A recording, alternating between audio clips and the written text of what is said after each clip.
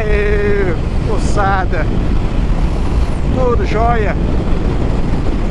Maravilha. Olha que estrada linda. Adoro essa estrada.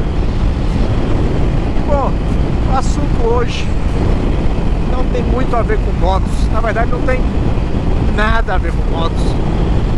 Eu queria falar um pouco sobre a diferença da cultura no mercado de trabalho, né? Que eu particularmente vi, né? Quando eu comparo aqui com a que eu tinha no Brasil, né? E aí eu vou falar um pouquinho de ambos os lados, tanto do lado das empresas como do lado dos funcionários, tá? Então, aproveitar aqui para fazer aquele pedido. Já sabe o que eu vou pedir? Já sabe? Se já sabe, por que não apertou ainda? Clica aí, dá aquele like, ajuda aí a espalhar o nosso conteúdo e faz com que a gente tenha mais alcance. Quem não é inscrito, agradeço demais caso se inscreva aí. E vamos lá, vamos dar mais um rolê e bater um papo sobre isso. Vamos lá?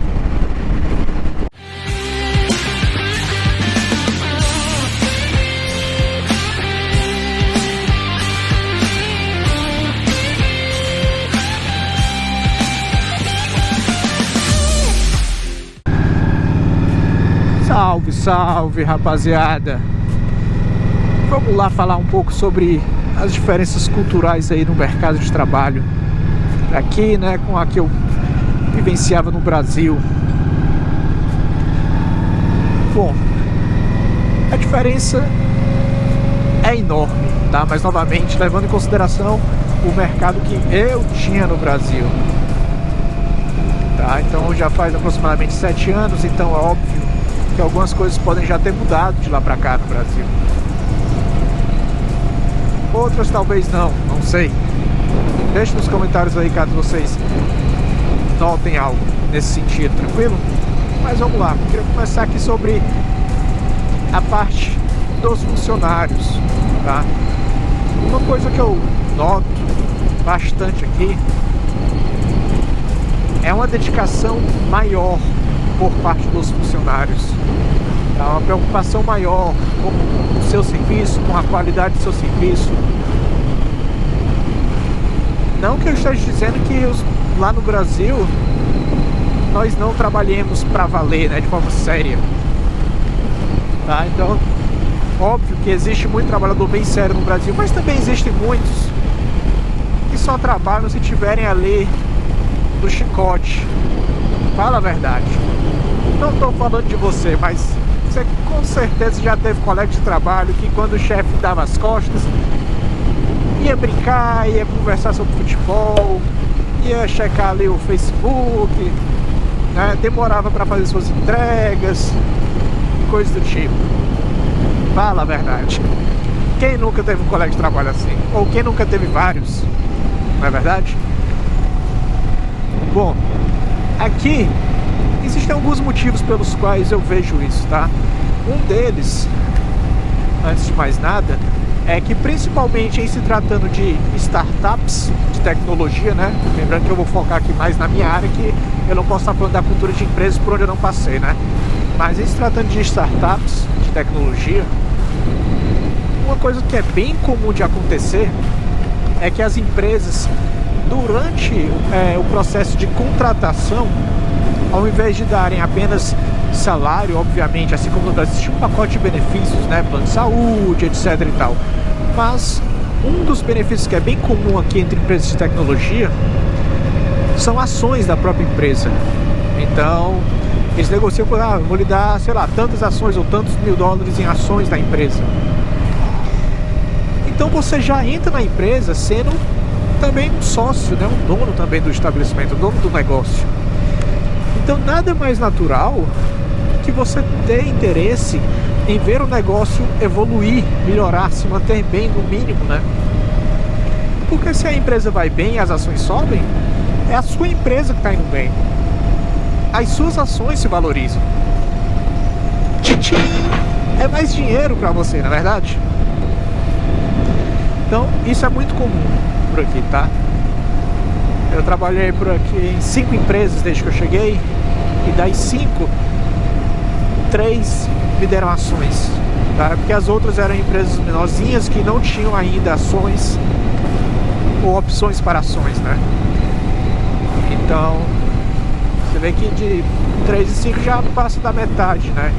Então é algo realmente bem comum. O outro fator que eu vejo, e aí esse acaba sendo um pouco social também e de criação, tá? No Brasil, a gente tem aquela cultura de morar com os pais, quase que eternamente. Lembro que principalmente na minha região, por exemplo, no Nordeste, né, Fortaleza, Ceará, sair de casa pra quê? Pagar aluguel, coisa cara, comprar arroz, feijão, e quem é que vai lavar minhas roupas? Não é verdade, meus amigos? Então, tem muito cabra aí de 20, 25 anos, às vezes até 30, morando com os pais. Porque, não que eu esteja dizendo que isso é errado, mas é porque é da cultura brasileira, muitas vezes, a pessoa só passar a sair de casa quando vai casar. Óbvio, né? Não estou generalizando, existem exceções. Tem gente que já sai da casa dos pais antes de casar, entendeu? Antes disso, mas é extremamente comum pessoas maiores de idade morando com seus pais. Não é verdade? Aqui não, essa cultura é bem diferente. Os pais passam, desde que eles têm um filho, eles passam ali aqueles 18 anos se preparando e torcendo para a chegada da hora que o filho sai de casa. Completou a maioridade, pé na bunda. Vai fazer o teu, vai fazer teu corre. Essa que é a realidade aqui. E independente a pessoa ser solteira, não ser solteira, completou a maioridade, eles já sabem que eles já têm que começar a se virar. Então eles já aprendem e se preparam para essa realidade desde criança. Eles passam a adolescência deles toda sabendo que, completou a maioridade, você vai embora, você vai sair. Então eles se preparam para isso. E com esse tipo de coisa, eles acabam amadurecendo um pouco mais cedo, percebendo que responsabilidades existem, tá? E no Brasil muitas vezes a gente não passa, a gente não tem essa necessidade tão cedo, né? Pelo menos não de forma geral. Muitas famílias sim, né? A pessoa às vezes tem que começar a trabalhar mais cedo para poder ajudar a família, porque é uma família mais carente ou algo do tipo, mas não tem aquela responsabilidade de trabalhar para se sustentar por completo e sair de casa, não é? Até porque muitas vezes, se a família é mais carente no Brasil, é até preferível que o filho continue em casa, porque assim eles dividem as despesas. Mas aqui não existe isso não, meu amigo. Eles botam pra fora. E quando não botam pra fora, fazem um acordo dos cavalheiros de aluguel. Se quiser, meu filho tá maior de idade, quer continuar morando dentro de casa, beleza, mas eu vou lhe cobrar um aluguel. Você vai me pagar, você não vai estar dormindo no quarto, não vai estar consumindo água, energia. Você vai me pagar um aluguel mensal. Óbvio, existem exceções, né? Até porque aqui no Canadá é um país com influência de imigrantes muito grande. Então tem muitos imigrantes aqui de tudo quanto é país do mundo, inclusive brasileiros, né? Então é óbvio que imigrantes, quando chegam aqui, acabam meio que mantendo muita coisa da sua cultura, né, de raiz.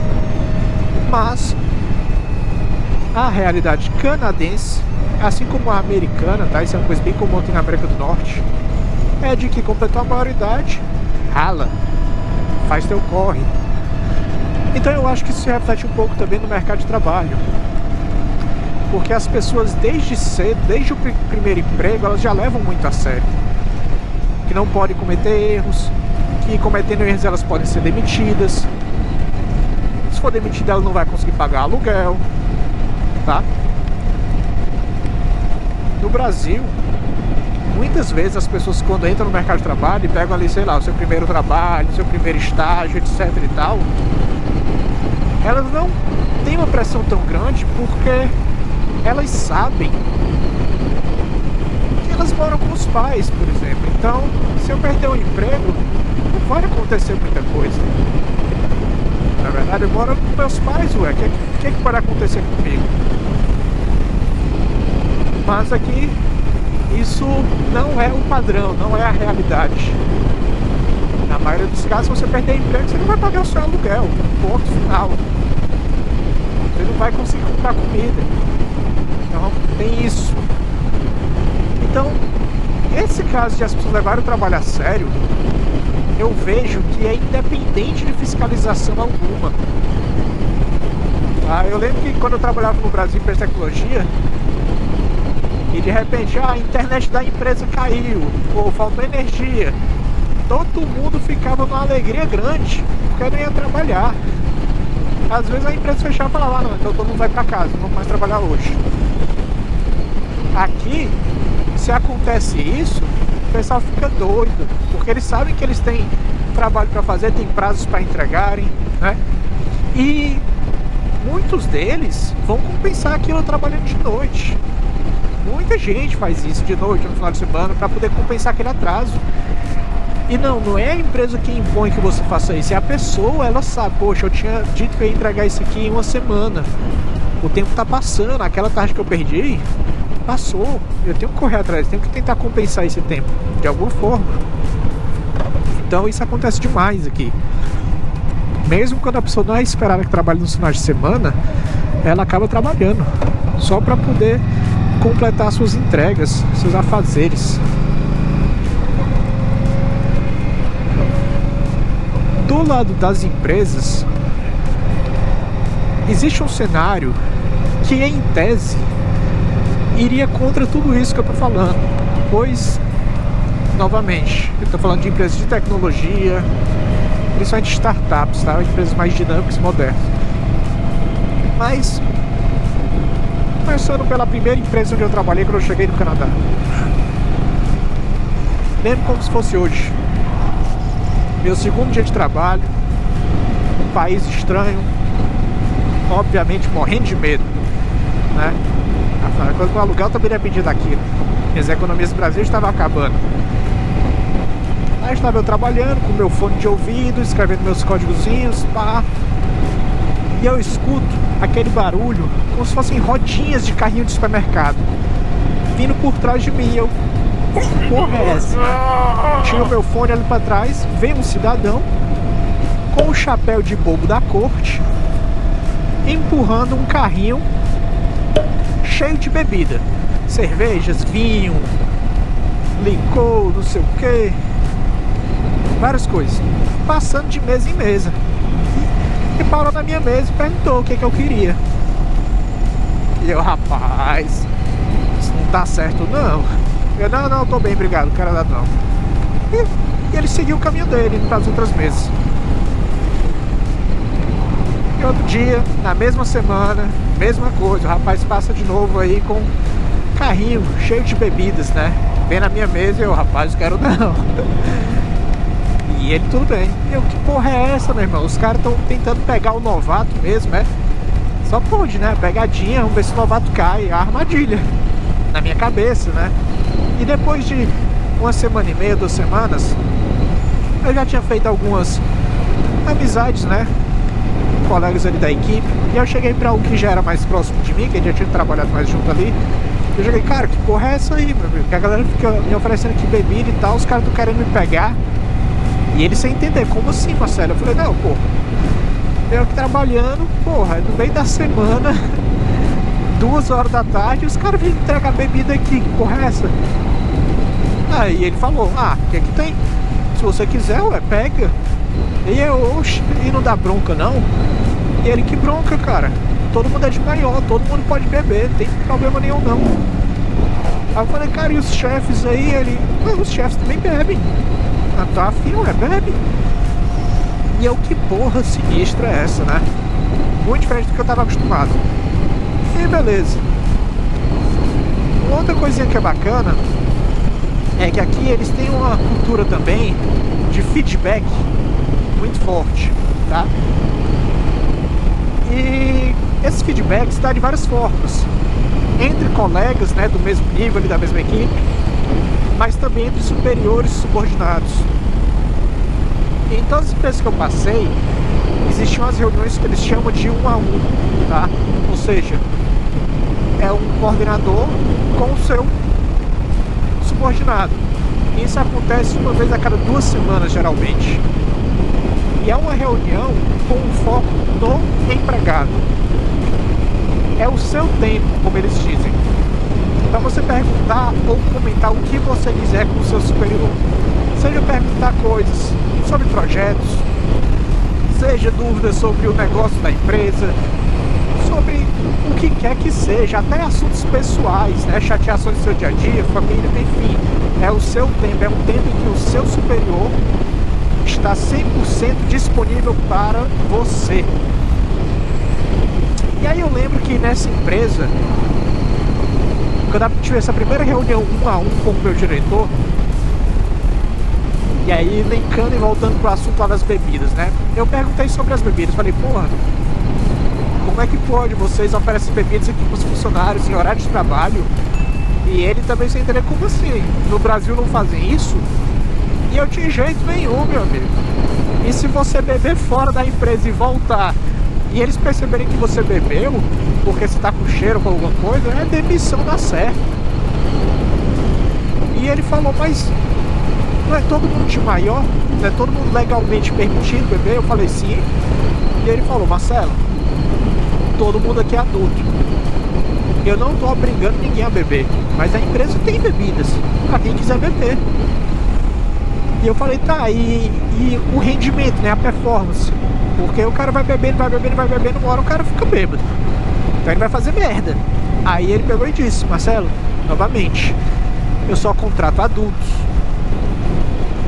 Então eu espero que você saiba o que você tá fazendo. Se você tá bebendo uma cerveja e bebeu só uma, é porque eu acredito que você só queria uma e você sabe que com uma pra você tá suficiente. Agora se você tá bebendo 3, 4, horário de trabalho, novamente eu espero que você conheça seus limites e saiba que 3, 4 cervejas não lhe afetam, não afetam a sua performance. E eu perguntei, cara, e se por acaso a pessoa extrapolar, né, passar dos seus limites e cometer erros de fato? Ele falou, aí a gente vai ter um problema, mas o errado não é ele que fez isso, o errado sou eu. E eu estranhei, eu falei, porra, como assim o errado é você? Ele falou, Marcelo, quem foi que te contratou? Não fui eu. Eu lhe entrevistei, eu lhe aprovei, eu não assinei dizendo esse cara aqui é bom pra mim, eu não quero esse cara na minha equipe. Então se você não é bom o suficiente, foi imaturo, cometeu erros, o primeiro culpado sou eu, que eu lhe selecionei. E eu, na entrevista, não é só técnica, eles perguntam muita coisa social também, né? Pra medir a sua personalidade. E baseado nas suas respostas, eu lhe aprovei. Então, então isso pra mim foi muito surreal, tá? É muito diferente, eu nunca esperei por isso. Outra coisa que também me pegou de surpresa é o vínculo que as empresas têm com os funcionários em um nível não apenas de empregador-empregado, mas eles socializam muito, mas muito mesmo. É muito comum acabar os horários de expediente aqui, principalmente de sexta-feira, por exemplo, e as pessoas ficarem dentro das empresas ainda, bebendo, jogando videogame, jogando ping-pong, batendo papo, e a empresa não se incomoda, tá? E eles ficam lá, já fiquei em empresa aqui que eu trabalhava, já fiquei até 11 horas da noite, fácil, né? Conversando com o pessoal, jogando papo fora. Então isso acontece demais. Outra coisa que eu achei bem interessante, e aqui também do lado da empresa para como empregado, são as expectativas, né, que eles têm de resultados, de projetos. Existe muita comunicação, mas muita comunicação. E isso, para quem não estava acostumado, às vezes pode ser um susto. Para mim foi um choque, né, na verdade, porque Obviamente, no Brasil eu tinha reuniões, né? Mas não se comparava. Aqui tem dia que eu tenho 4, 5 reuniões no mesmo dia. Fácil. Se eu não tiver tido pelo menos 15 reuniões em uma semana, alguma coisa está muito errada. Então, existe muita comunicação que, por um lado, chateia algumas pessoas porque reduz o tempo de trabalho realmente focado. E muita gente fala, mas isso é improdutivo. E eu não discordo disso, tá? Eu gostaria também de ter mais tempo para focar realmente no meu código, no meu trabalho de fato. Mas, por outro lado, eu também acho que em alguns pontos, às vezes, reuniões acabam economizando trabalho, né? Porque existe muito, não apenas em tecnologia, mas em outras áreas, a questão do retrabalho. Você fez algo, mas não era bem como deveria ter feito, porque você não entendeu muito bem a ideia de quem estava pedindo o projeto ou algo do tipo. Então, com muitas reuniões, você tem muitos espaços para poder sanar essas dúvidas, né? E isso facilita muito. Esse excesso de comunicação, digamos assim, acaba impedindo ou reduzindo, né, a quantidade de erros. E diminui as chances de você fazer cagada, né? Então, essa é uma forma que eu vejo. Então, às vezes incomoda, mas eu não posso dizer que eu não vejo valor nessas reuniões, tá? Outra coisa interessante é que eles também se preocupam muito com o bem-estar dos funcionários, né, em muitos aspectos, porque eles têm a consciência de que eles não são nada sem você. O produto deles pode ser uma maravilha, mas são vocês quem fazem o produto ser uma maravilha, somos nós. Então, eles se preocupam que você não esteja sobrecarregado, que você esteja tendo o devido descanso, que você esteja bem, feliz e tudo mais. Então eles fazem muitos momentos realmente de lazer no meio do expediente, entendeu? Momentos de descontração, etc. Eventos sociais para os funcionários e outras coisas. Uma coisa que acontecia, por exemplo, também nessa primeira empresa onde eu trabalhei, né? Uma coisa que eu não esperava. Eles tinham 2 vezes por ano o que eles chamavam de Mandatory Fun Day. Era tipo um dia de diversão mandatório. O que era isso?